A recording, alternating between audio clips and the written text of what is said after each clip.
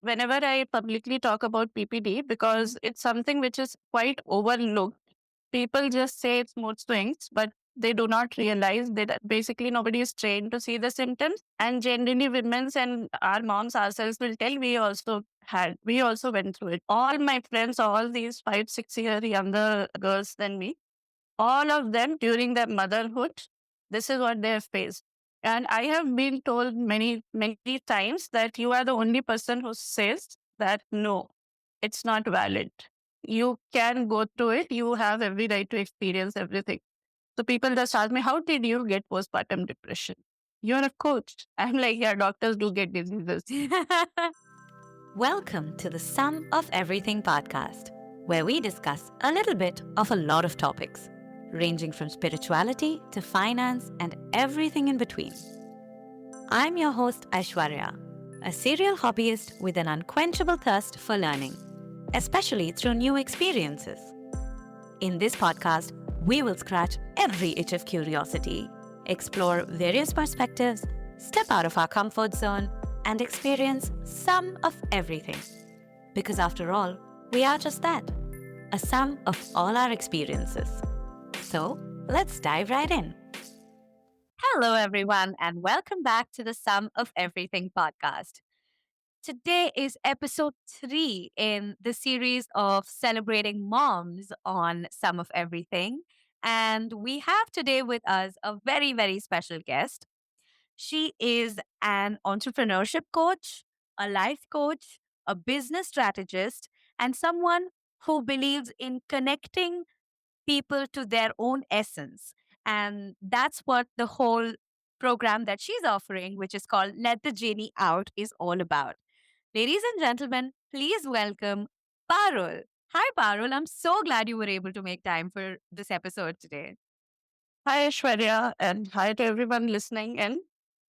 Thank you so much for inviting, and I'm glad, like, finally, I know we have been postponing it for a while, but Yeah, then finally we meet.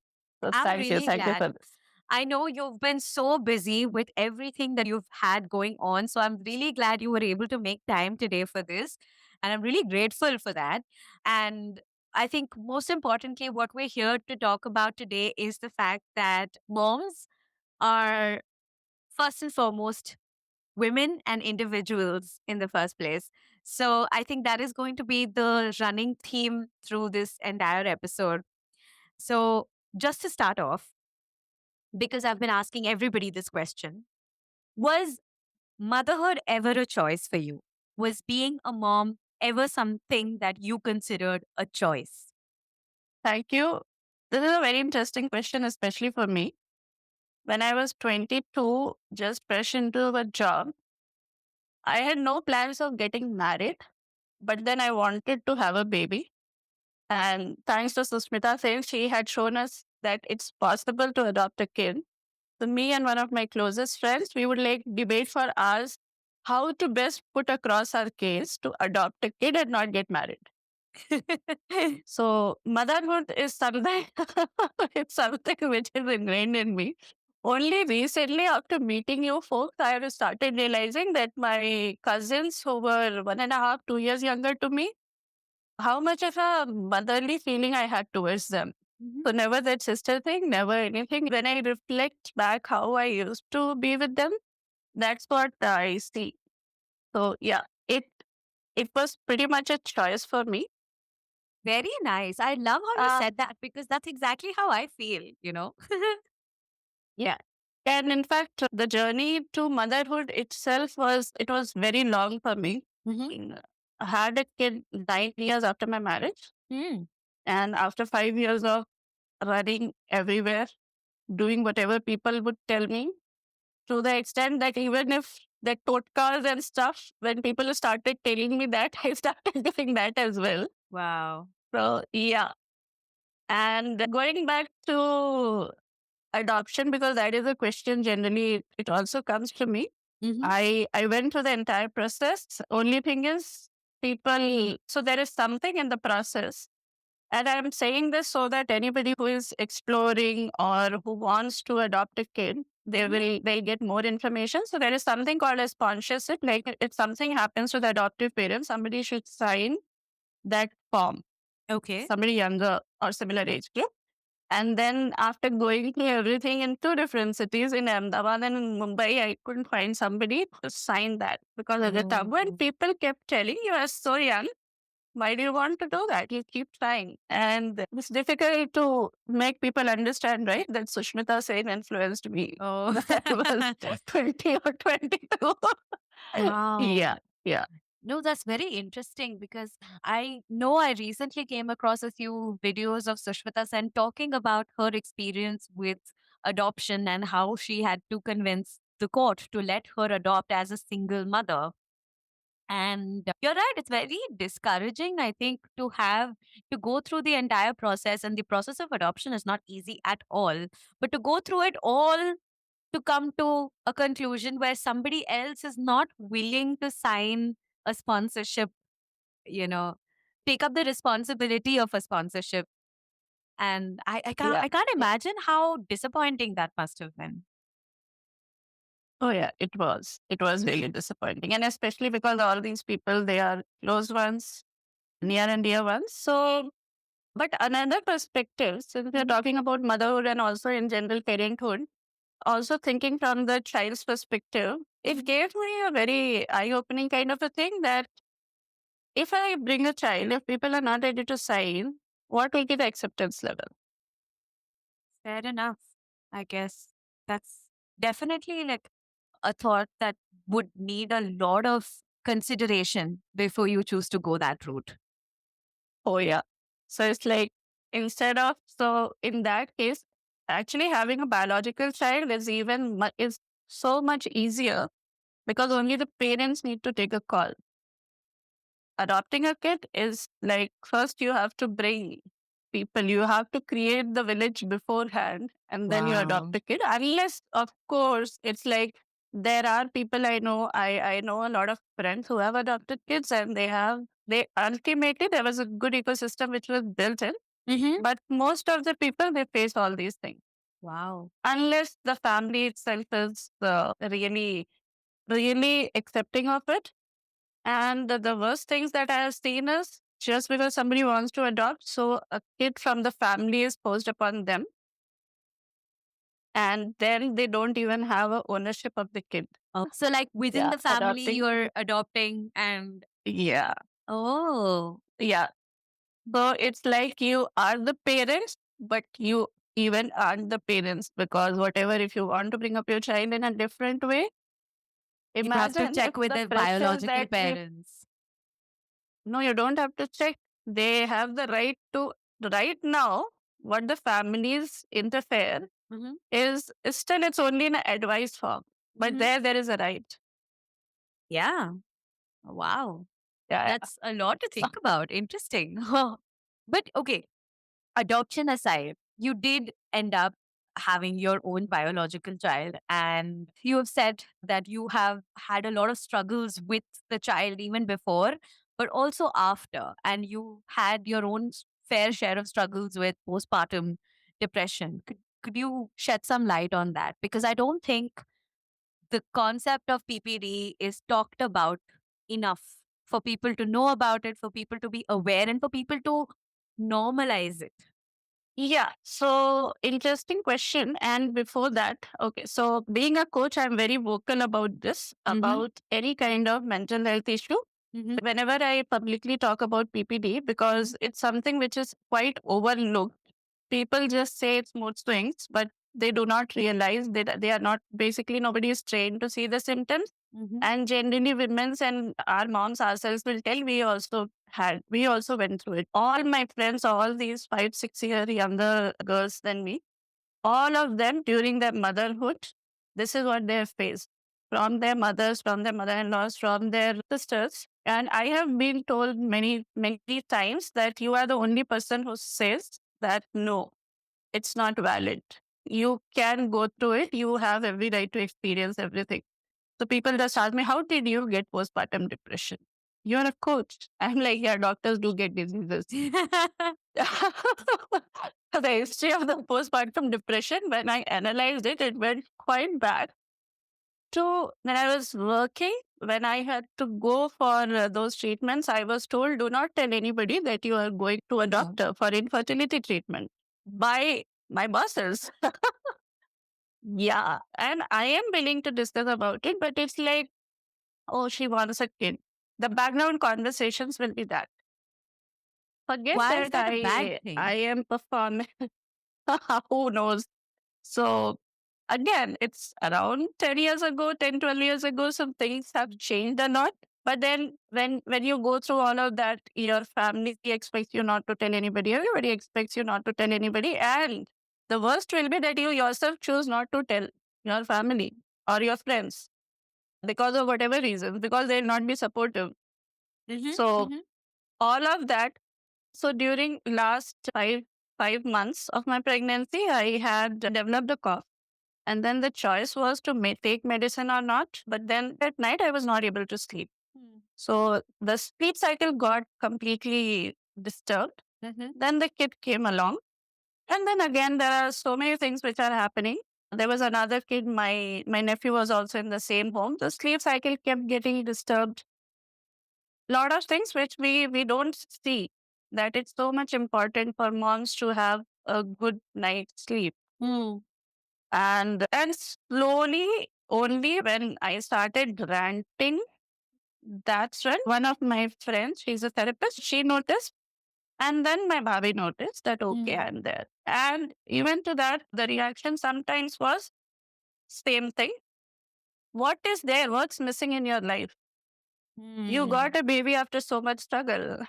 So it's like, it's not that something is missing in my life. It's like the balance of my body is gone. The hormones are all over the place. And there has been a lot of things in the back end earlier which I've been carrying forward with me. So who knows? I mean, nobody knows why depression happens. Right. So postpartum depression, it is pretty much there. And in current day also, because most of the moms have to take care of themselves, and then because on nuclear families, so there is no village to take care of you. Right. So it's pretty common. Yeah. And if there are mood swings, it's best to meet a doctor or a therapist, or at least talk to somebody. And this is what the families have to notice. Because the person who is going through such a major change, like there is this small, tiny human first inside you and then next Then to you, and outside. you are Yeah. responsible. Yeah. Yeah. You are responsible. I mean, however, if there are 10 people to take care of the child, the mother always feels, even if the mother is not told, the mother has the motherly instinct, Right. right? That's why we say, fought like a tigress to save, protect the kids. Right. Right. So, what advice would you give for people around the mom to look for symptoms of this? If anything which is not normal, which you have not experienced earlier, and especially mood swings, they are very, very easy to spot. If the mother is feeling like crying all the time or is morose, you can see it on the face. If they are sitting with a blank expression, or you experience too much of mood swings and tantrum kind of a thing, if you're not used to of seeing that person throwing a tantrum, that's not to say that the tantrum is because she became a mother right now. And start talking like what's bothering. Don't give advice that okay, everybody goes through it. The best is to listen to them. Yeah, for sure.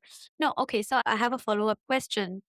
Does the emotions of the mom and what she goes through postpartum, does that inhibit the mom from forming a bond with the child?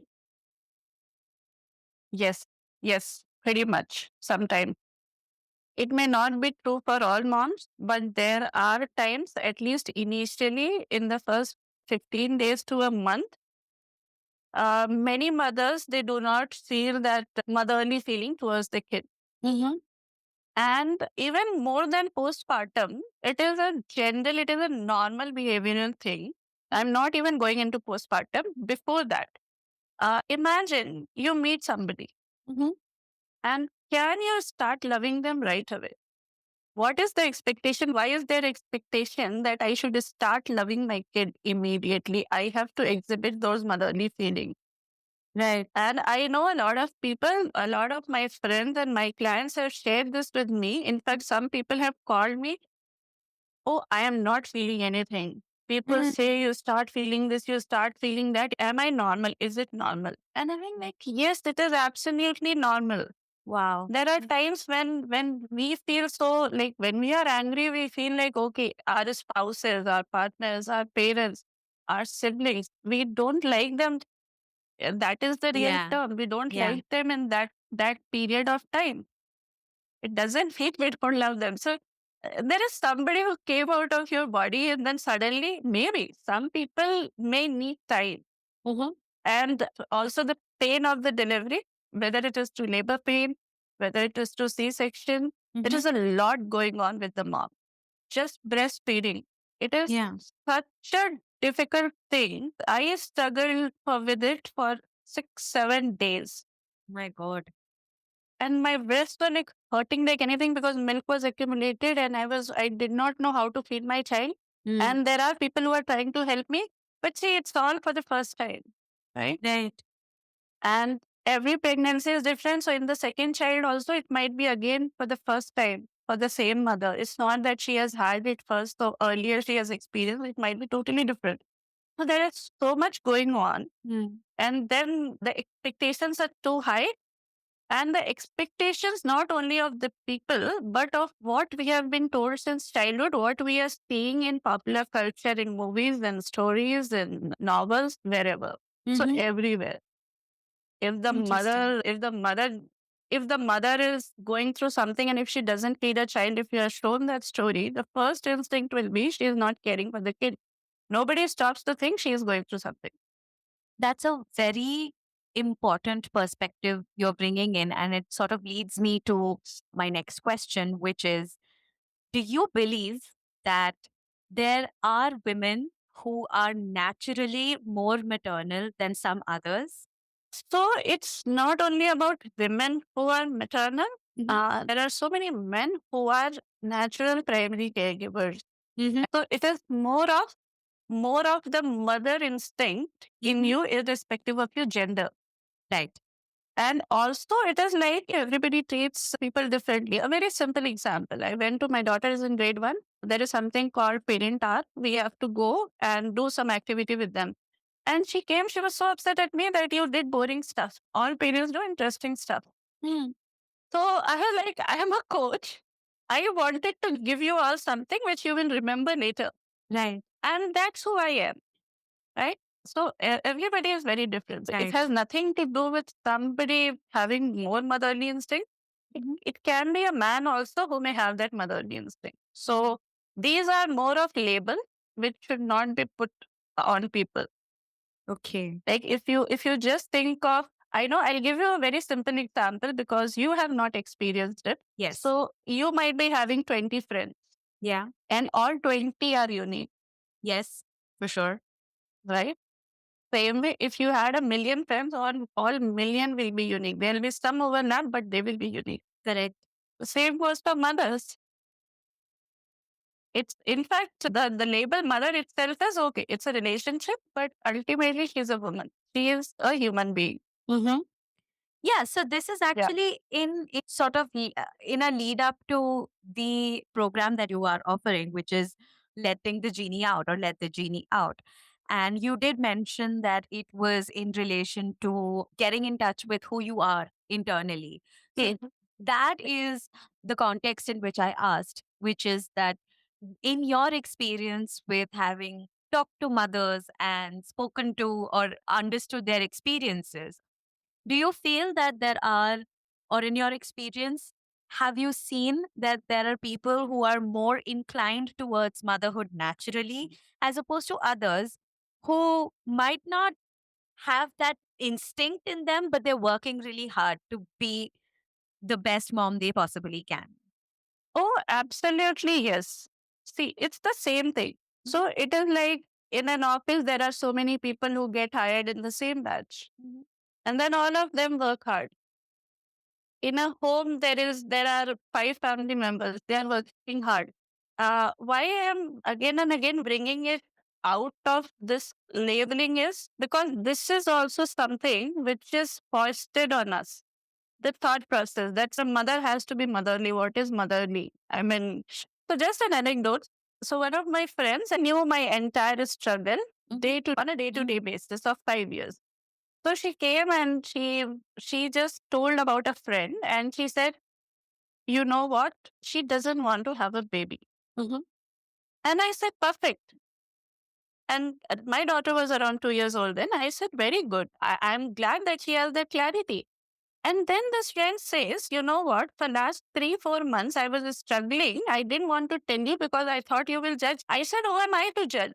Mother, being a mother is my choice. Did she judge me on wanting to be a mother and sacrificing a lot for becoming a mother?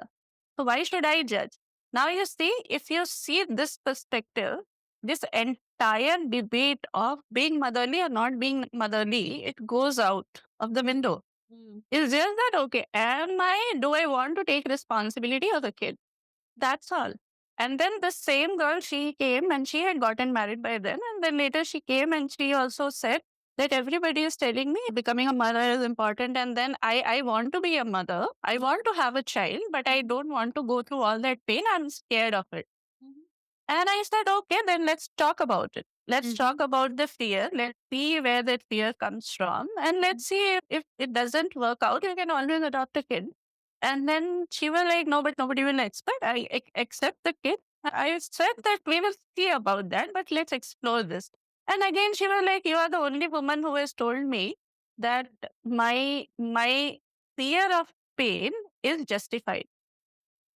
I said, forget about a woman or anybody. Who am I to tell you that your fear of pain or your experience of pain is justified or not? If you are scared, that's it. We can work on it. But saying that I also went through it, no, because I cannot go through a lot of other things that people go through. Very, Right? very true. Yeah. In fact, I recently actually came across something that said that people who are genuinely scared of pregnancies and what that could do to their body are women who have some of the highest emotional intelligence because they truly understand that motherhood or going through a pregnancy is going to irreversibly change their bodies, which I think is not something that everybody is conscious about. I certainly am only just starting to get conscious about just how much a pregnancy could change my body. And I think a lot of it is also sort of glazed over by society because you don't want to bring out all that could go wrong or all that could happen to a woman when the woman is the only person who is naturally and biologically capable of bringing life into this world. So you don't want Yeah. to, scare them by saying that, oh, you're going to change irreversibly. Things are not going to work the same. You're not going to look the same. You could have or you could develop irreversible diseases, in your Yeah. pregnancy. Yeah. And Oh, yeah. there's nothing that can be done about it, to be honest, because we need you so that our line and lineage can carry on. Oh, yeah. But at the same time, I do believe that having a conversation around it makes it much easier for them. Mhm. So you're talking about what happens to the woman's body. Mhm. Now, what happens to the relationships? Because some people will just come and tell, okay, when are you having a baby? When are you having a baby? When are you having a baby? Okay. Right. So, a funny thing, but when I just started, I mean, it was early on in my career when I got married. So everybody will tell me, like my mother-in-law and my mother both will tell me, okay, I used to ask them with this kind of a hectic lifestyle and hectic job, who is going to take care of my kid? And then they will say, okay, you give the kid to both will say in their own way that give the kid to me. I was like, okay, then why should I birth a baby if I have to give the baby to you, Good point. right? So Why should I give birth to a child if you are going to be the one raising it? Yeah. If I give birth to a child, I will give birth to a child only if I want to be a mother. Right.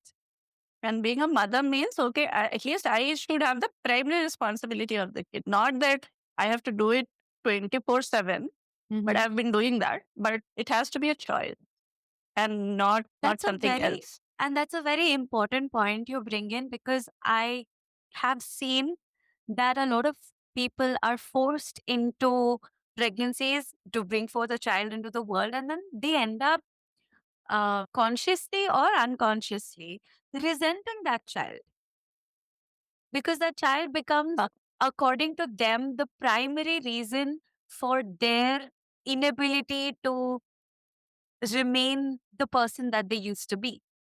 So now I have a question to you. Mhm. How did you get this insight? Because this is something that literally nobody talks about. And I wish I I had an am answer glad. for that. No, I am glad you brought it because of all the points that we have discussed. I think this is the most important and one which even people don't even talk to me about.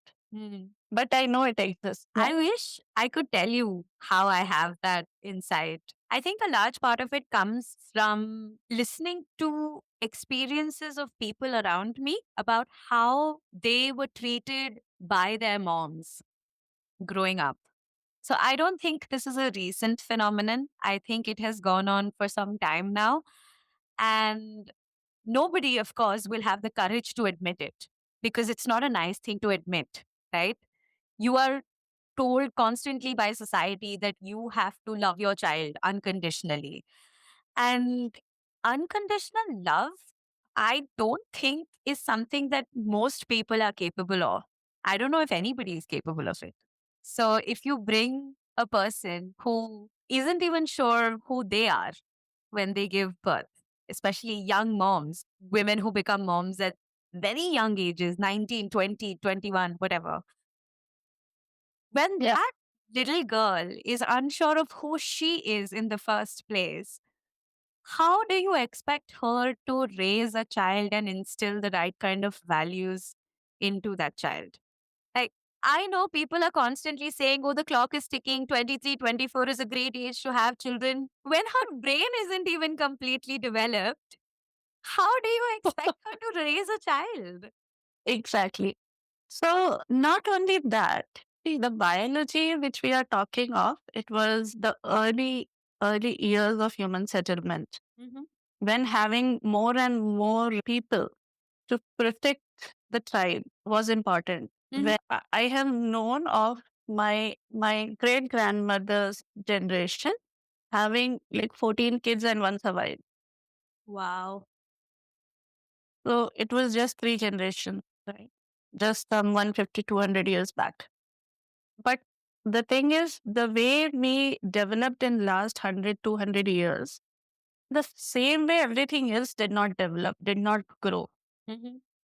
If I see last 20 years, if I go back 20 years, suddenly it will all feel as magic. Mm. Like 10 years ago, there was a chatbot which would just talk. It had some very basic, it was like an online companion. I could say a therapist kind of a person, but it was so primitive when I do the same, when I have the same conversation with ChatGPT today, it Hmm. sounds so different. Right. So the way we are making advances in technology and science and life expectancy and everything is growing so fast, but the general psyche, which is called the collective unconscious, it is not developing at the same rate. Mm. So people are still there. Even if you see, so my mom was a double MA. Like she could have been into any civil services anywhere, but then she had to take care of the family. She could not go for a job because that was there. Just 40 years back, it was like that. When I was born, since I have consciousness, memory, I was told that I have to go and work,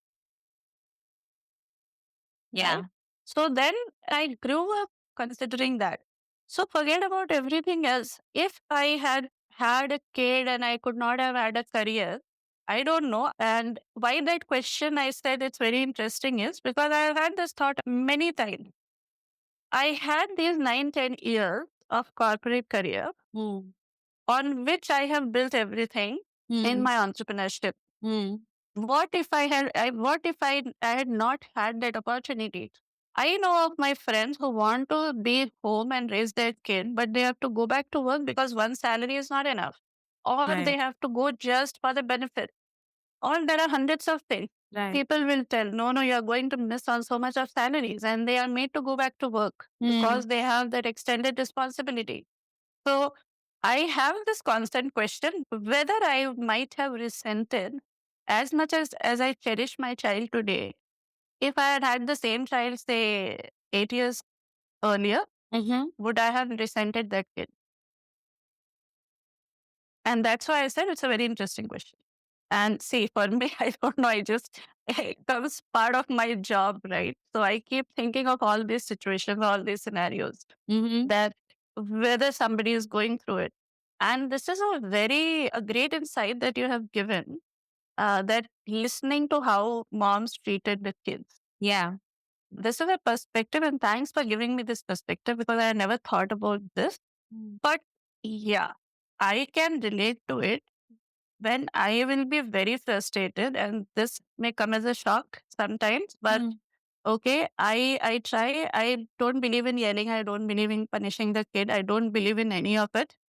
But there have been instances which she reminds me of even 2 years. It happened 2 years ago, and she reminds that you did that to me, which Ah. is I yelled badly at her Uh-huh.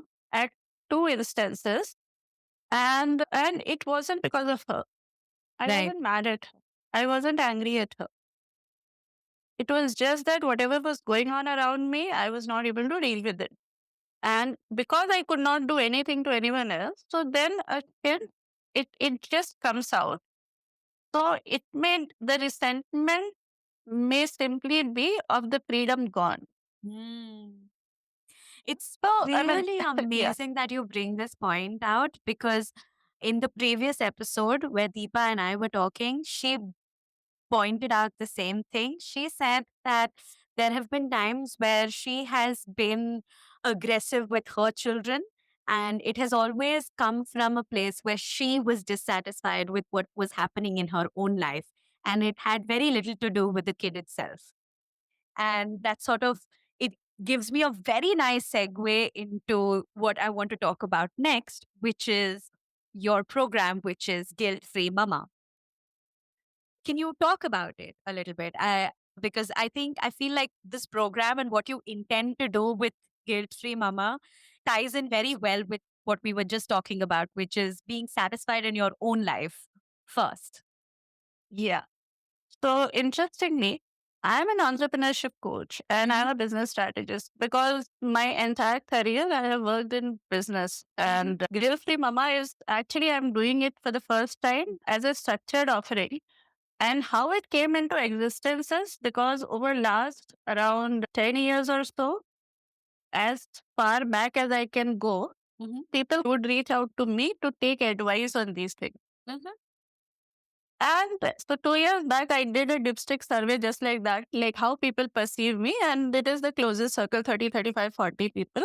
Right. And there were 10 topics in which parenting I had put just for the heck of it. It was all everything else was related to coaching and business and stuff. But just for the heck of it, I don't know why it came and I put parenting. And the highest ranking was parenting after Wow. coaching. So coaching was first and then parenting. Wow. That was how it was. And then I went back and I asked the same people. So I was more interested in the unmarried ones. Mhm. They were not even married. Forget about being parents. One girl said that I wish I had a mom like you. Wow. And she was just 4 years younger to me. So all these people, they have been coming to me for advice around parenting, around whether to become a parent, whether they don't want to be a parent, is that all right? Stuff like that. And they feel very free to discuss everything with me. Hmm. Especially how would I know that somebody was even afraid of getting pregnant because of the pain during pregnancy? which nobody talks about. So people started asking and off plate more and more on everything related to how to talk to their spouse or their partner about they not giving enough time or not giving enough attention around these conversations. Like what will be the responsibility, how we'll take care, whether to go back to work, whether to stay at home. Right. There are women who actually don't want to be out of sight for 2 years because they want to advance their careers. Correct. Now imagine if it is a paid CCL, everybody would advise you to actually take the CCL, right? Yes. So who would tell you that okay, it is your choice? I mean, it's okay to go back to work, Good point. even if you have that option. Because it's okay if you want to advance in your career. It's okay if you want to one day become director or chairman of a company, Oh. right? No, you're right, So because that's something I've heard from yeah. somebody else as well. And this person was a practicing lawyer in the Delhi High Court. And her experience was that when she took a break to go and, have her baby, and she was out of sight for about 6 months, people started forgetting her in court, where you're you being visually pleasant everywhere and in everybody's eyes matters a lot, especially, in Oh, litigation, it matters a lot. So that was her experience. I so can now I can imagine how many mums would be like, my career is very important to me and I don't want to take a very long break. and when they go and tell somebody, people are like, why? We can be at home. Or somebody wants to take that CCL. Oh no, you will be missing out on all that money. Yeah, so there's no right thing ever. Like, there's no correct decision a woman can take ever. If you want to go back to work, then you're guilted about not being a good mom. And if you want to stay and be a good mom, then you're guilted about not being ambitious enough. So there's never a right answer. Oh, yeah. And then another parallel is I yelled at my kid and then I cried for next 2 hours. Actually, I called my friend because I could not stop crying and they came and they had to spend so much time to make me stop crying. And then their moms in public, Hmm. they will give one slap to their kids and they actually don't feel anything. Hmm. So which one is right? Both are right. It is a personal choice. Only thing is some people, sometimes you yourself feel guilty because whatever has been laden on your head or others try to make you feel guilty of not doing this or of doing this, whatever you do. Right. And that's where this guilt free mama comes in. Hmm. Based on all those experiences, because when I do, let's say, entrepreneurship coaching or I mentor somebody into sales, the one thing which comes up, especially women, is this Hmm. that how to strike a balance, how to do, what to do. Is this the right time? Should I have the second kid or not? Because again, I have to go through the same cycle for another 2 years, Right. at least. Yeah. Or at least 2 years. 2 years is your pregnancy and then your child turning around 1 year. Hmm. So whether to live in a daycare or whether to put a CCTV camera at home and hire a nanny, and then Yeah. suddenly one day one horrible video from a daycare emerges, and then all mothers are like, "Oh my God, am I doing the right thing?" How many dads actually go through the same panic? Yeah, that's a good question. Like, how many dads share this guilt with the moms? Yeah, exactly. And this taking, let's say, if you give a choice to men Hmm. of having a 6 months paternity leave and being the primary caregiver, I mean, nobody will even float the suggestion Interesting. I was actually talking because to somebody the other day who said that they did make use of their 6 month paternity leave.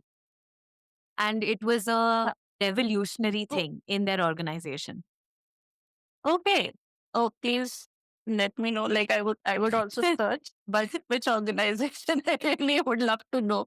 But yeah, yeah. So see, if it is happening, it means somebody has actually seen the need. Somebody has been Mm. vocal about it. Mm. And that is, it's such a beautiful shift which is coming because one of my friends, she had her baby just 2 months before me. Mhm. And again, it was her choice. She would express milk, keep in bottles and fridge. And her husband had the night shift. And she will sleep through the night every single night. That's fabulous. And he was working and he was a homemaker. But it's necessary, right? Like, think about just how No, I'm exhausting it is. saying, what I'm saying is, I have heard women saying, you are going to office, so then she has only this work, right? But my God, just going to office, you get to chit chat. I mean, even now, there are times my daughter is 6.5 now. There are days when I cannot take a proper bath because she'll be standing outside the door knocking. Even now. Yeah. And you don't know when it will stop. You never know when will it stop. I have carried her into the toilet with me for a very, very long time. Now imagine you cannot, it's something as basic as this. And since you are alone, you have to do this. These things should be talked about more publicly, not only through certain Instagram handles and certain posts or sometimes.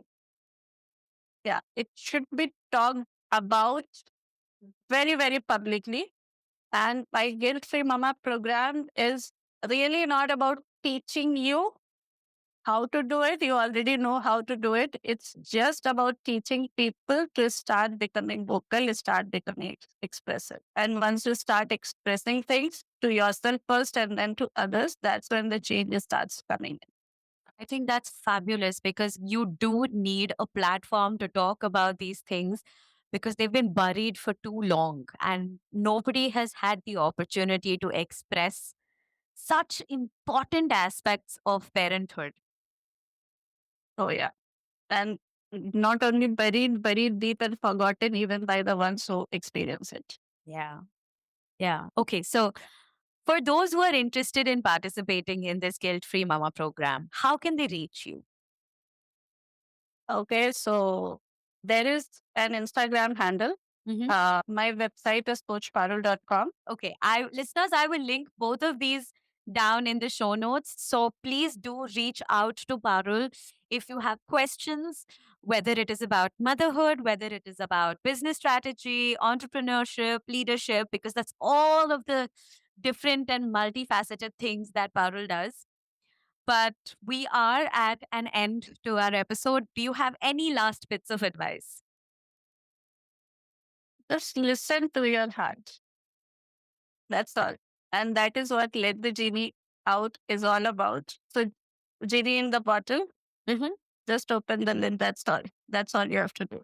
And that's how you get in touch with the essence of who you are, right? Oh, yeah. Fabulous. Yes. Yeah. Thank you so much, Parul, for making time to speak to us and share such important insights, talk about things that people don't usually talk about, and for giving people the courage to come out and discuss these things. Thank you so much. And thank you so much, Ashwarya, for bringing in this topic and such insightful questions. Thank you so much. It was a pleasure as always. Yes, absolutely, as always. And with that, listeners, I hope you really enjoyed this episode and I hope you took away from it. But with that, I will see you all in the next one. Bye bye.